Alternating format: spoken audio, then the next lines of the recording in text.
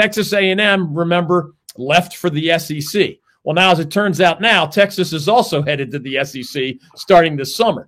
But in the interim, there were Texas state legislators who proposed, it did not become law, but they did run it up the flagpole for legislative consideration.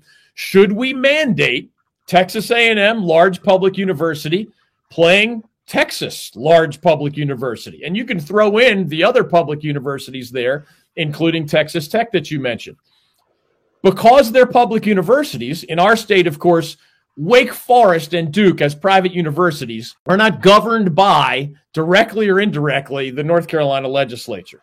Well, UNC and NC State, among other public universities here in North Carolina, they are influenced by the legislature, and sometimes they're told what to do.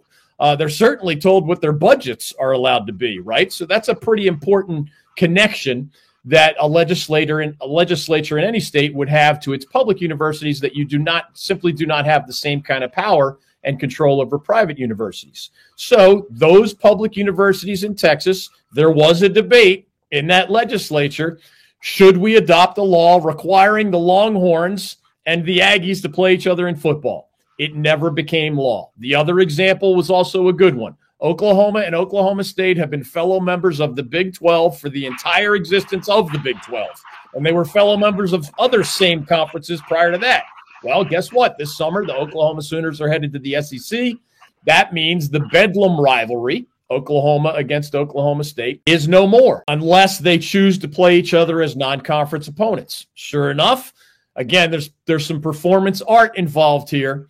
All these folks love to show their constituents, we're going to bat for what you want, but it usually ends up being a lot more about the appearance of things, the performance art, if you will, which are all over American politics to a ridiculous degree at this stage. Politicians will now lie to you, performance art style, in the hopes that you just don't know they're lying to you or what they're misrepresenting. It's all, of course, in pursuit of your vote and a perception that these politicians are trying to have.